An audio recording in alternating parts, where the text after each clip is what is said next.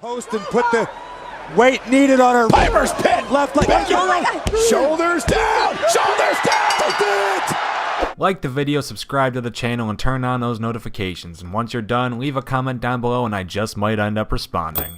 March 29th, 2015, WrestleMania 31, a fairly well-remembered show featuring Rusev on a tank, the greatest RKO of all time, and the heist of the century when Seth Rollins cashed in on the main event matchup.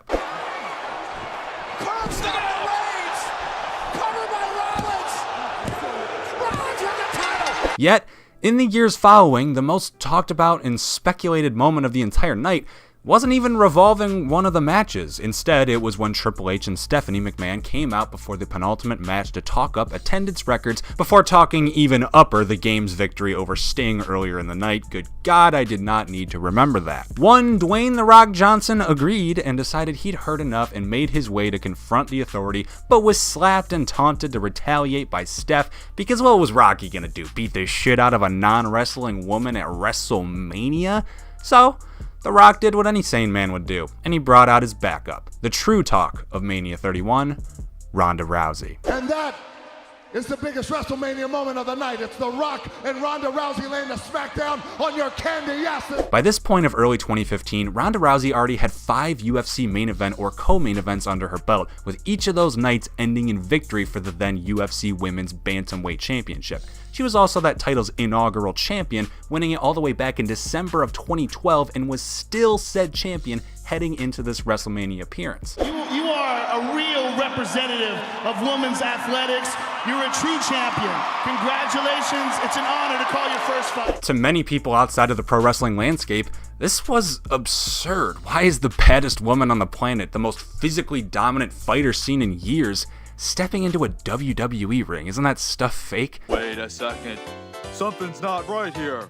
You were just making it look like you were playing. You're a phony. Hey, this guy's a great big phony. Pro wrestling? Why would a legitimate fighter want to downgrade to that baby crap? Well, the people asking must have never noticed her Rowdy nickname was an homage, because in truth, Ronda had been a massive professional wrestling fan since her childhood days. This appearance sparked a lot of discussion over Ronda crossing into the world of professional wrestling for good, but over 3.5 years later, and the new Rowdy one still hadn't even stepped back through the door. That is, of course, until the Women's Rumble. The rumors are true. Ronda Rousey is here. The 2018 Royal Rumble, a pay-per-view already stacked with a Nakamura Rumble win, Rollins tag teaming alongside Jason Jordan, and the goddamn Hurricane making his return, really didn't need to make more waves than the ones I just read. Oh, bless you, Shane Hums.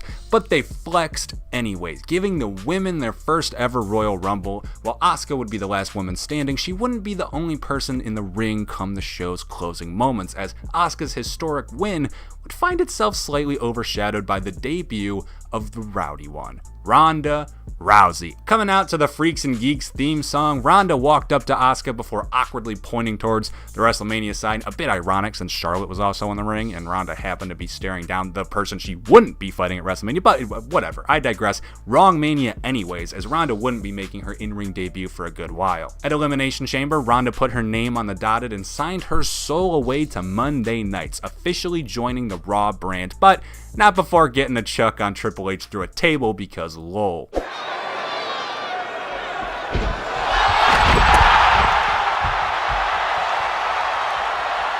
The direction by this point was making it pretty clear where we would be come WrestleMania. Triple H and Kurt Angle had been semi-feuding for like over half a year by this point, and since Stephanie usually can never get comeuppance as she's Stephanie McMahon, this was like the perfect intergender match to build up to. By WrestleMania 34, Ronda was debatably hitting her peak as a professional wrestler. I'll put my bias aside and say right here, I have no idea what would be her best performance, as 2018 literally a blur to me at this point, especially the garbage Raw women's division underneath Ronda Rousey. However, it's pretty commonly agreed that despite featuring a Kurt Angle far past his prime, a non-wrestling Stephanie McMahon, and a green Ronda Rousey in her debut, this was somehow the best match on the whole card.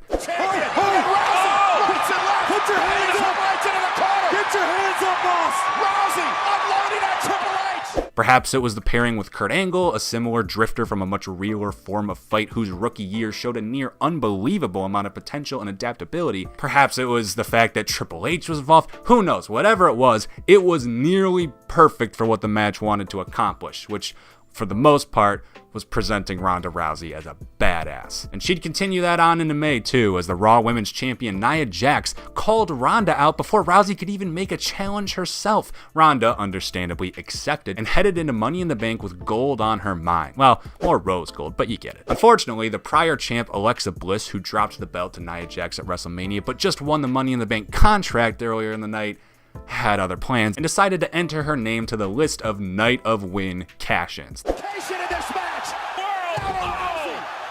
match is over. The official Rousey into the post. This match was somewhat surprisingly also very well received, with Ronda proving she could definitely go in the ring even in a singles match, even with someone far from polished like Nia Jax. Yeah, it was no Punk versus Cena, let's not get carried away, but the real takeaway wasn't the match itself. It was Ronda, because this might have been the first time in history where the biggest thing WWE had under its belt didn't have something hanging under its belt. Genital joke. No, for real, the crowd was hot for Rousey, and she proved her star power tenfold by the end of the night without even winning the championship. Ronda was obviously going to win that Raw Women's belt eventually, and decided sooner rather the contrary, as SummerSlam saw Rousey completely squash and quickly tap out the new champ Alexa Bliss.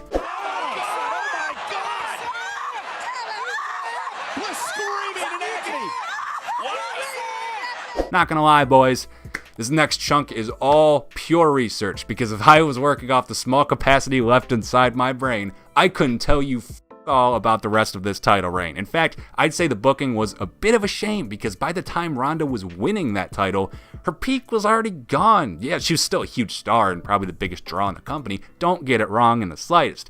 It just could have been better. That's always for sure. Anyway, apparently she would spend the next few months taking on the likes of Mickie James, another Nia Jax match, Natalya, Sasha Banks, and rematching Alexa. I remember zero of this, but actually do remember WWE Evolution, the first ever women's pay-per-view that 100% would not have happened without Ronda Rousey. And they brought the goods for this one too, with the Bella Twins having been brought out of retirement specifically with this main event in mind, Ronda Rousey versus Nikki Bella. Yeah, goods didn't exactly mean in-ring quality, but to be fair to WWE, you could probably see why they'd want those two names atop a poster.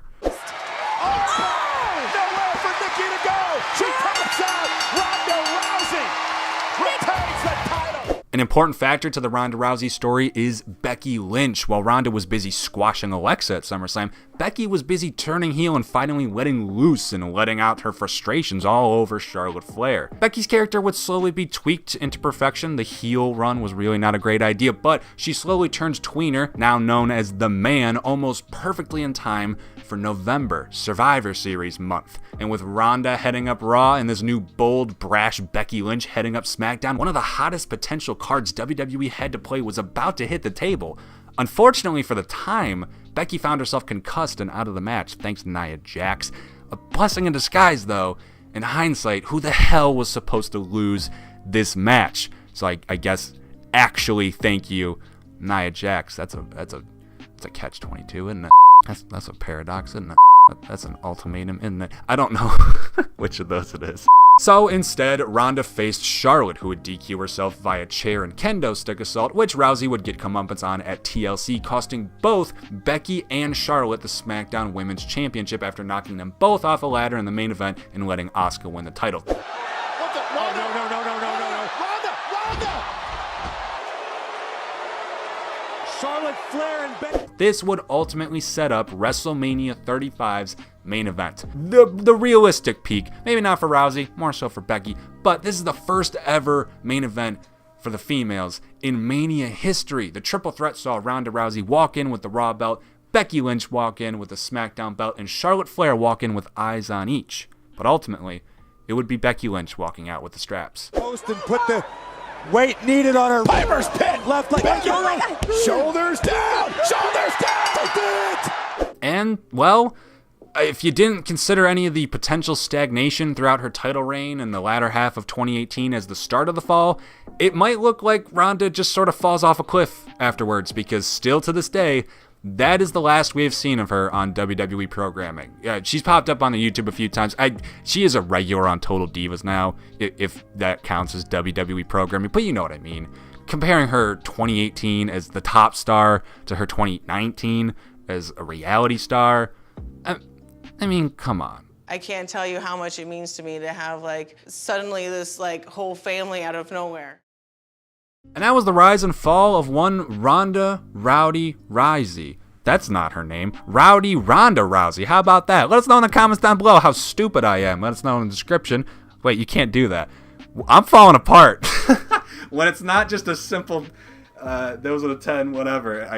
I don't have it in my memory. Now the goddamn laundry's going off. This is falling apart.